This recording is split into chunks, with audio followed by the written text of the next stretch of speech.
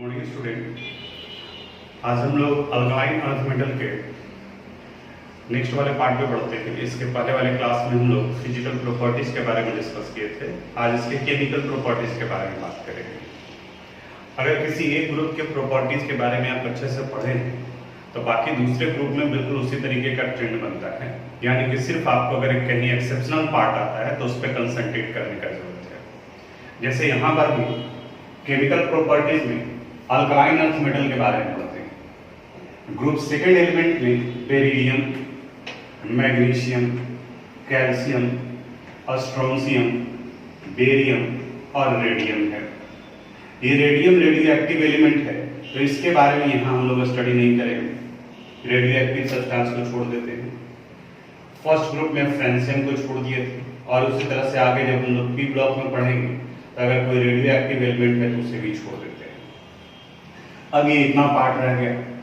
पिछले जब first group बता रहे थे तो उसी वक्त में आपको बताया था कि फर्स्ट मेंबर का प्रॉपर्टी बाकी के मेंबर के प्रॉपर्टी से डिफर करता है and that properties are called anomalous properties. तो यहाँ पर इनका फर्स्ट मेंबर है बेरिलियम, तो ये बेरिलियम का प्रॉपर्टी बाकी के रेस्ट मेंबर के प्रॉपर्टी से डिफर करेगा। वो उसका बेरिलियम का एनोमिलस बिहेवियर, एनोमिलस प्रॉपर्टीज कहा जाएगा। कई फैक्टर्स थे, कई रीजन थे, वो आगे डिस्कस करेंगे। तो जब रिएक्शन कराएंगे तो आपको जनरली इसी में एक्सेप्शनल पार्ट नजर आएगा और सब जगह पर बिल्कुल वही common reason, either due to high ionization enthalpy value, high electronegativity value.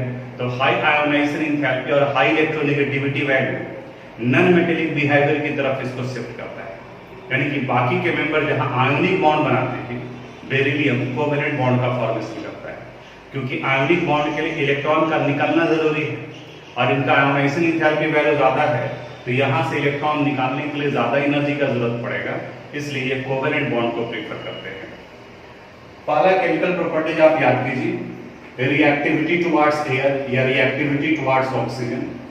जब एयर की बात की जाएगी तो एयर में सबसे ज्यादा अमाउंट में नाइट्रोजन है, लेकिन नाइट्रोजन का रिएक्टिविटी कम होता है क्योंकि वहां नाइट्रोजन और नाइट्रोजन एटम के बीच में ट्रिपल कोवेलेंट बॉन्ड है, तो इसलिए रिएक्शन होता है तो जनरली ऑक्सीजन के साथ में।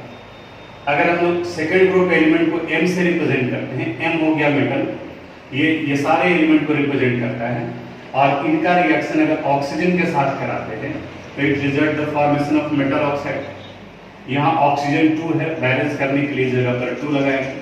अब जो भी आप डालते चले जाओ, अगर आप यहाँ पर कैल्शियम डाल दिए तो 2 यहाँ डालना होगा, 2Ca+O2, it will give 2Ca calcium oxide.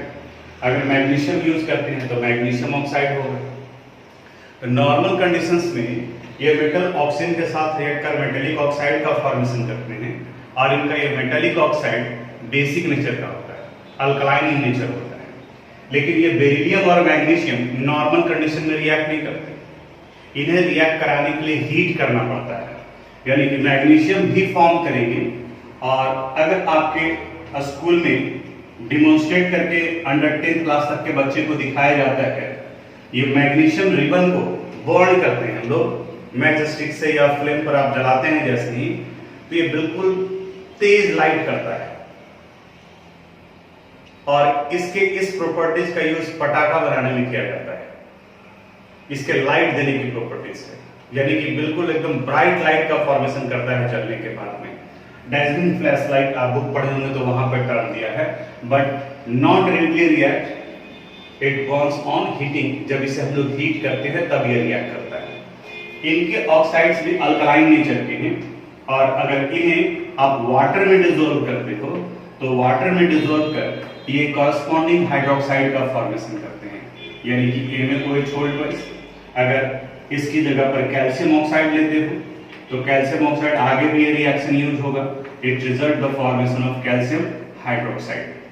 तो जब ये मेटल के ऑक्साइड वाटर के साथ डिसॉल्व होकर मेटल हाइड्रोक्साइड बनाते हैं, तो अगर मेटल को भी आप रिएक्ट कराएंगे वाटर के साथ में तो अल्कली मेटल के जैसा ही यहाँ पर भी ये हाइड्रोक्साइड का फॉर्मेशन करता है, यानी MaOH और +H2। इक्वेशन को बैलेंस करने के लिए यहाँ पर 2 लगाते हैं। अब M मेटल है, पहले ही बताया। अब इस मेटल को आप कैल्शियम के साथ, स्ट्रोंशियम के साथ, बेरियम के साथ वहां पर आप डाल सकते हैं। जैसे जैसे टॉप टू बॉटम की तरफ में जाएंगे आयोनिक कैरेक्टर का वैल्यू बढ़ेगा, क्योंकि हम लोग क्लासिफिकेशन ऑफ एलिमेंट में पढ़े हैं metallic character metallic property increases on moving down the group, तो ये इनके साथ में हो, तो ऑक्सीजन के साथ में, एयर के साथ में और वाटर के साथ में केमिकल प्रॉपर्टीज पढ़। उसी तरीके से फिर केमिकल प्रॉपर्टी जाता है हैलोजन के साथ में। अगर हैलोजन के साथ रिएक्ट कराते हैं, हैलोजन को X से रिप्रेजेंट किया जाता है, इसकी जगह पर फ्लोरीन, क्लोरीन, ब्रोमीन कुछ भी हो सकता है। It result the formation of corresponding halide, NH2 का फॉर्मेशन करता है। आप अगर बुक पढ़ेंगे, पूरा थ्योरेटिकल पार्ट है, तो बहुत ज्यादा हम यहाँ एक्सप्लेन नहीं कर रहे हैं, तो ये तो पूरा का पूरा बुक ही बन जाएगा। जो मेन पार्ट है उसको समझा है।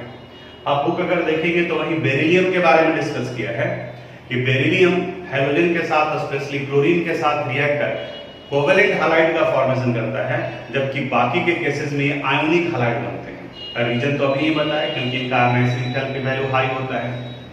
अब उसी तरह से जब मेटल का रिएक्शन हाइड्रोजन के साथ में कराते हैं, तो ये मेटल हाइड्राइड का फॉर्मेशन करेगा, NH2 का फॉर्मेशन करता है। बेरिलियम रिएक्ट नहीं करता है नॉर्मली, बाकी के सभी हाइड्राइड का फॉर्मेशन करेंगे।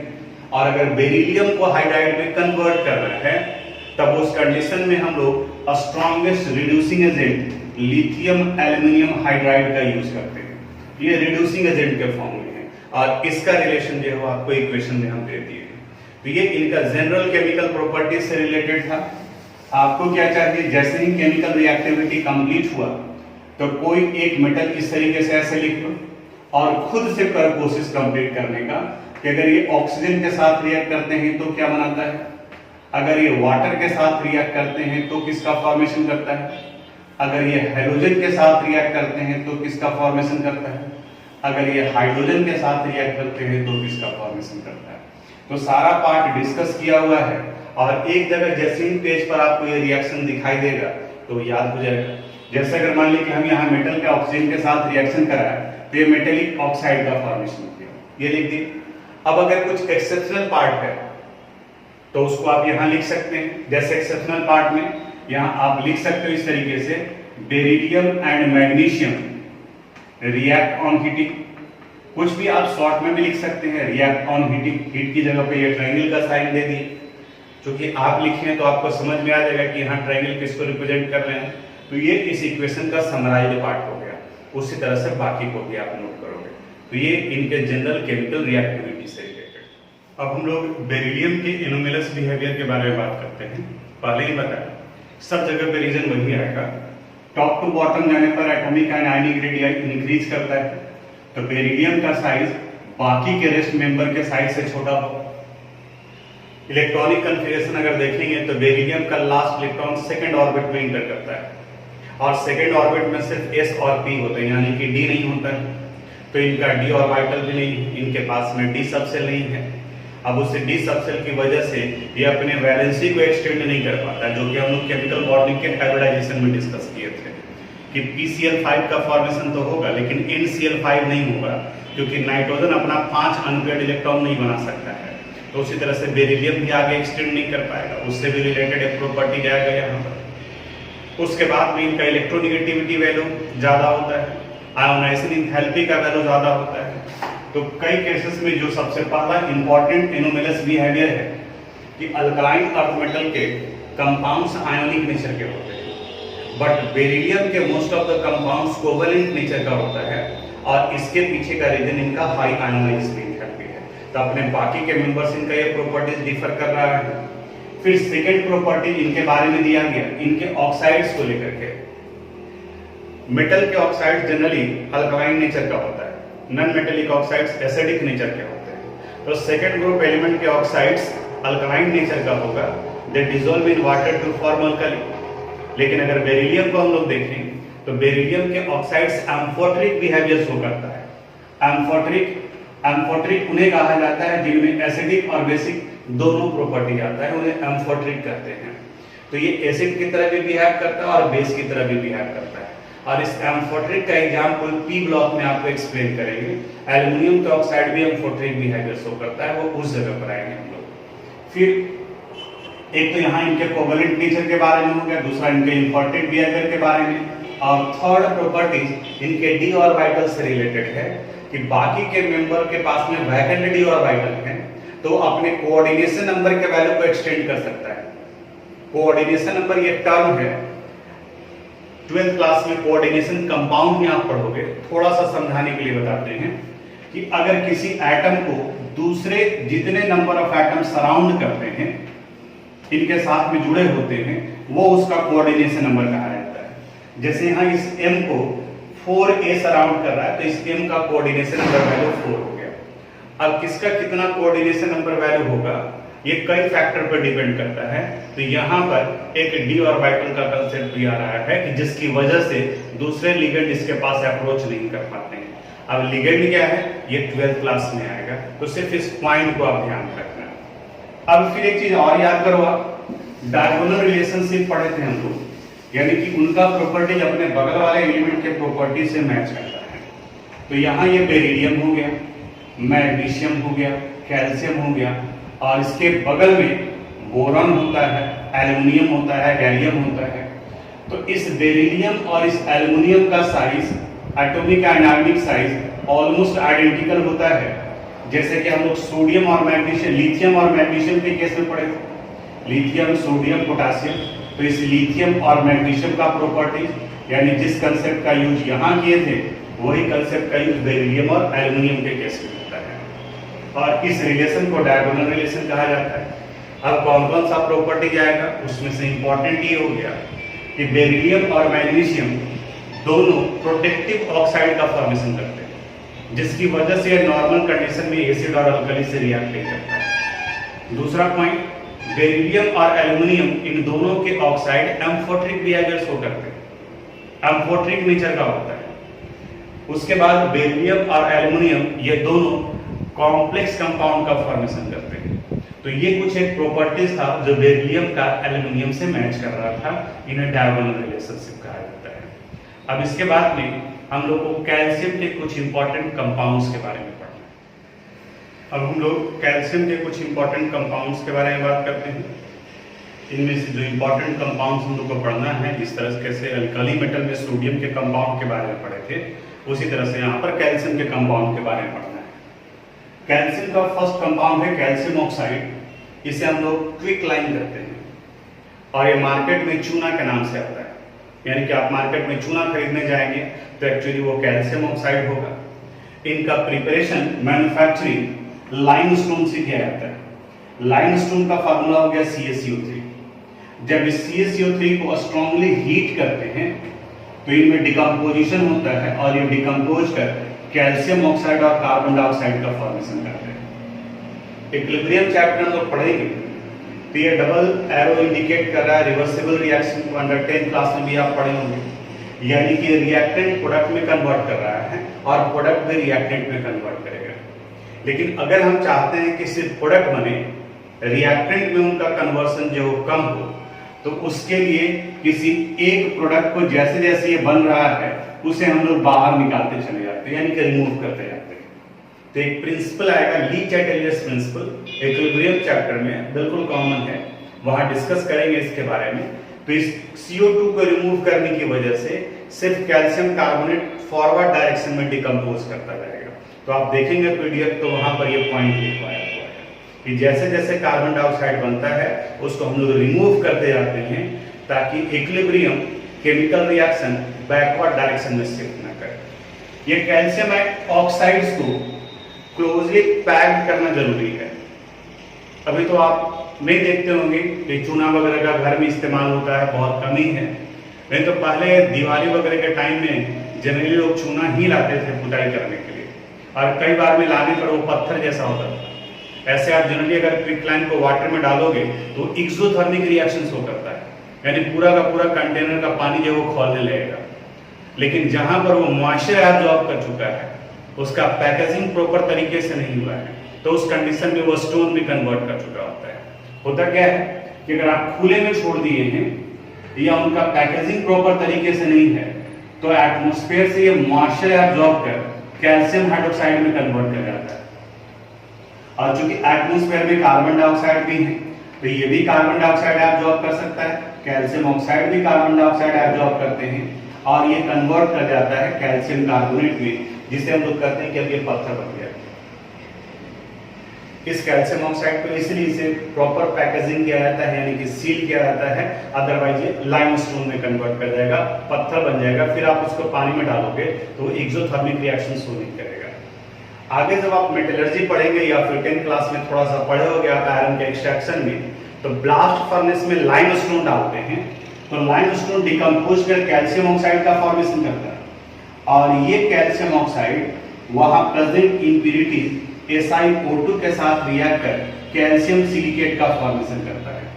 तो बाहर से जो सब्सटेंस डाले उन्हें फ्लक्स कहा गया। एक्चुअली डालते हैं लोग लाइमस्टोन, लेकिन अंदर में ये फॉर्म करता है।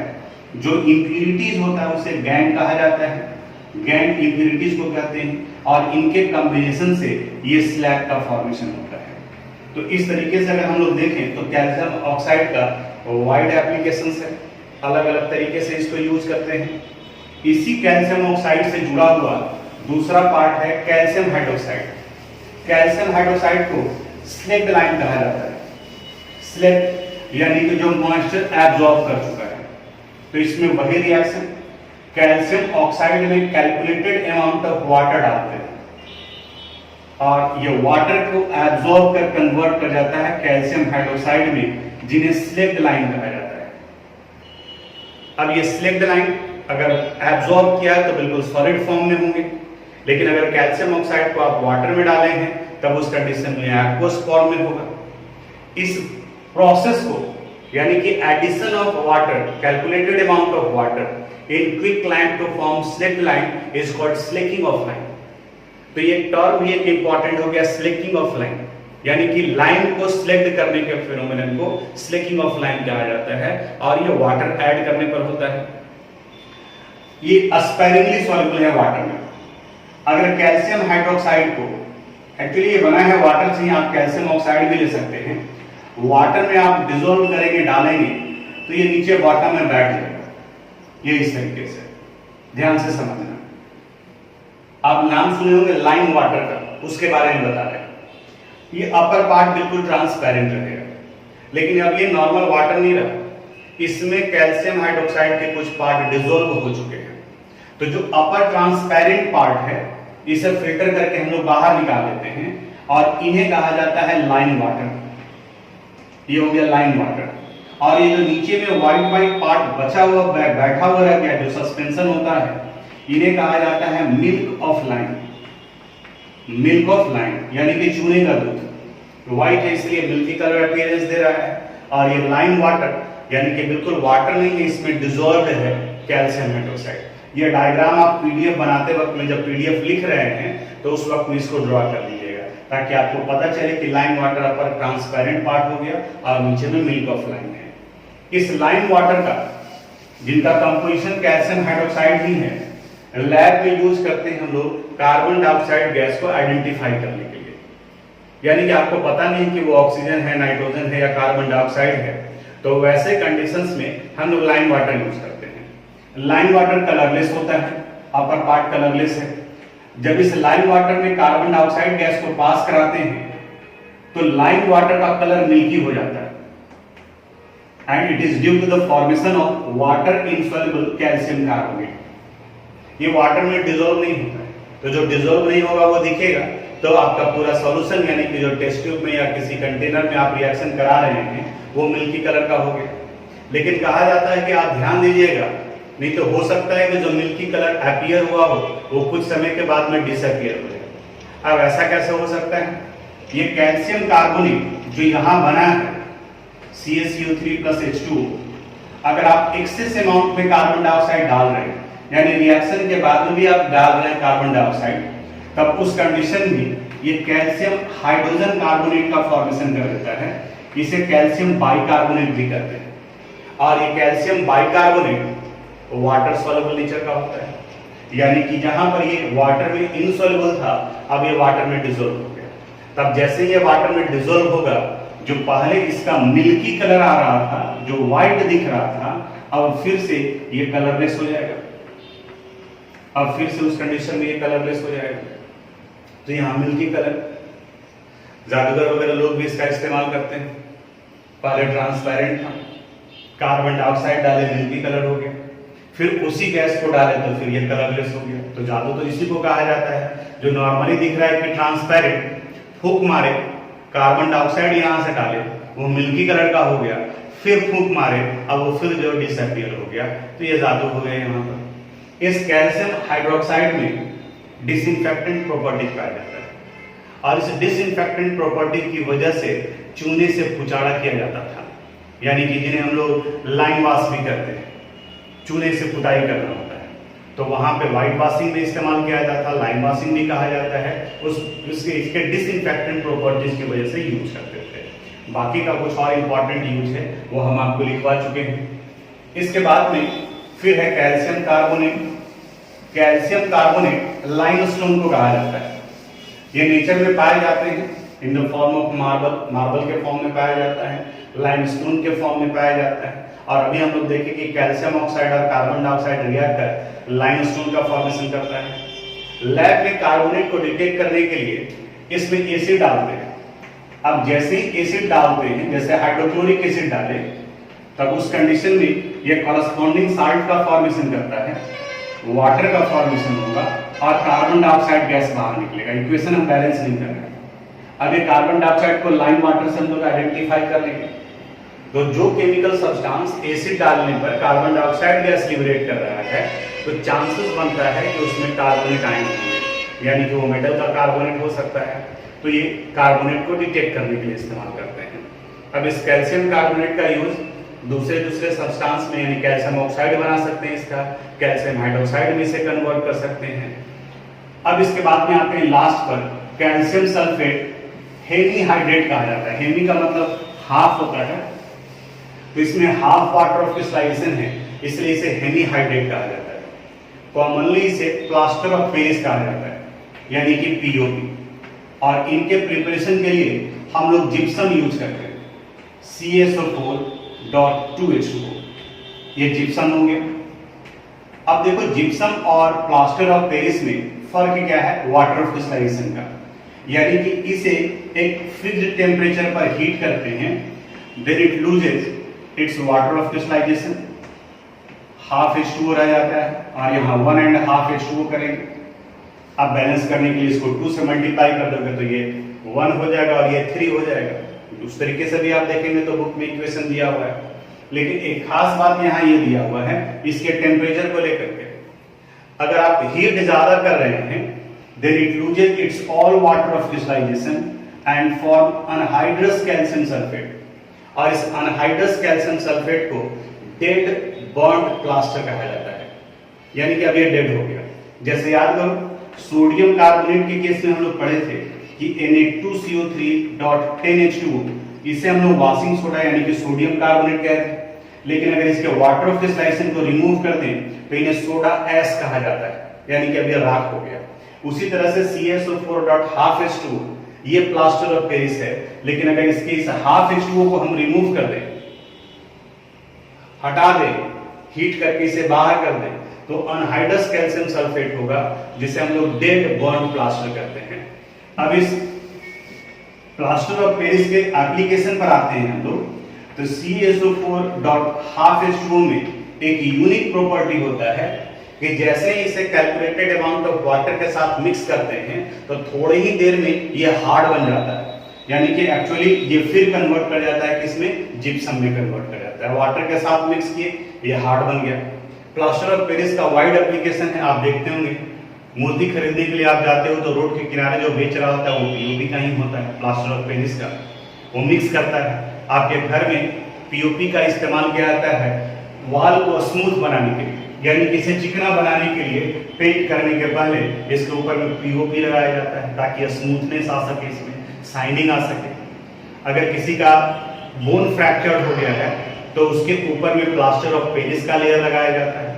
वो प्लास्टर ऑफ पेरिस को जब वाटर के साथ मिक्स करते हैं तो हार्ड बन जाता है, यानी कि वो जिप्सम में कन्वर्ट कर जाता है। ये प्लास्टर ऑफ पेरिस से वो लैब में भी यूज किया जाता है। जैसे किसी ऑपरेटस को एयर टाइट बनाना है तो ऑपरेटस अरेंज कर दिए, ग्लास ट्यूब, डिलीवरी ट्यूब सब फिक्स कर दिए, उसके बाद प्लास्टर ऑफ पेरिस को वाटर के साथ मिक्स करके इसके सभी तरफ से, चारों तरफ से मिक्स करके इसको लगा देते हैं। जैसे ही वो ड्राई होगा तो फिर एयर टाइट हो जाता है। ये कैल्शियम के कुछ इंपॉर्टेंट कंपाउंड्स थे। एक और टॉपिक आप देखोगे तो कैल्शियम के कंपाउंड में सीमेंट के बारे में दिया हुआ है, बहुत ज्यादा नहीं, इनके कंपोजिशन को आप ध्यान में रखोगे कि सीमेंट में कैल्शियम ऑक्साइड मिलाया जाता है, यानी कि मेजर पार्ट चूना होता है, और फिर इसके साथ में मिट्टी मिलाते हैं, क्ले मिलाते हैं, और उस क्ले में सिलिका प्रेजेंट होता है एज ए मेजर प्रोडक्ट, यानी कि SiO2, और इसके अलावा बाकी के एल्युमिनियम के ऑक्साइड होते हैं, Al2O3 होता है, मैग्नीशियम के ऑक्साइड होते हैं, आयरन के ऑक्साइड होते हैं, ये सभी मिक्स किए जाते हैं। अब जो अलग अलग कंपनी का आप सीमेंट देखते हैं तो उसमें इनका ये परसेंटेज वेरी करता है, और वो इसको लिख नहीं करते हैं कि हाँ कितना क्या परसेंटेज होगा। जो एक जनरल कंपोजिशन है जो सीमेंट का होता है, एवरेज कंपोजिशन, वो आपके बुक में दिया हुआ है, वो हम PDF में डाल रहे हैं, उसको आप वहां पर नोट कर लीजिएगा। इसी में एक पॉइंट और देता है कि सीमेंट में जिप्सम मिलाया जाता है, जिप्सम ऐड किया जाता है। तो ये जिप्सम ऐड करने से क्या होता है, सीमेंट के सेट करने का टाइम बढ़ जाता है, टाइम बढ़ जाता है, और टाइम अगर बढ़ेगा तो उसका स्ट्रेंथ बढ़ेगा। यानी कि अगर सीमेंट एक दिन में ही हार्ड हो गया तो उसका स्ट्रेंथ कमजोर है, लेकिन अगर सीमेंट को हार्ड होने में एक लंबा टाइम लग रहा है तो इसका मतलब यह होगा कि उसका स्ट्रेंथ ज्यादा होगा। तो उसके स्ट्रेंथ को बढ़ाने के लिए जिप्सम ऐड किया जाता है। तो एक क्वेश्चन पूछा जाता है, व्हाई जिप्सम इज एडेड? तो the gypsum is added to increase the time of setting of cement, cement के सेट करने के टाइम को बढ़ाने के लिए, उसके स्ट्रेंथ को इंप्रूव करने के लिए। फिर बायोलॉजिकल इंपॉर्टेंस, बायोलॉजिकल इंपॉर्टेंस में कैल्शियम और मैग्नीशियम, इन दोनों को हम लोग जनरली देखते हैं। कैल्शियम आपको भी पता होगा, हमारे बोन का मेन कंस्टिट्यूएंट तो कैल्शियम ही है, यानी कि इनमें सबसे ज्यादा अमाउंट में अगर चाहिए तो कैल्शियम ही होता है, ये आपके बोन को स्ट्रेंथ प्रोवाइड करता है। मैग्नीशियम कोइंजेंट्स के फॉर्म में काम करते हैं, क्लोरोफिल में यह प्रेजेंट होता है। आप में से जो बायो के स्टूडेंट होंगे या 10th क्लास में पढ़े होंगे तो मेटल क्लोरोफिल में जो प्रेजेंट होता है वो मैग्नीशियम होता है। तो ये कुछ इंपॉर्टेंट पॉइंट्स था एस ब्लॉक एलिमेंट से रिलेटेड, जिसको हमने यहाँ बताया। सारे इंपॉर्टेंट पॉइंट को डिस्कस किए हैं, अब इसको याद रखना है आपको, लेकिन बुक एक बार जरूर रीडिंग करना चाहिए, थ्योरेटिकल पार्ट में खास करके। तो अब थ्योरी का सिर्फ एक चैप्टर और बाकी बचा हुआ रह गया है, पी ब्लॉक एलिमेंट। तो अब अगले क्लास में हम लोग पी ब्लॉक एलिमेंट ही स्टार्ट करेंगे, ताकि पूरा थ्योरेटिकल पार्ट जो हमारा कंप्लीट हो जाए। तो आज यहीं तक, बाकी अगले क्लास में।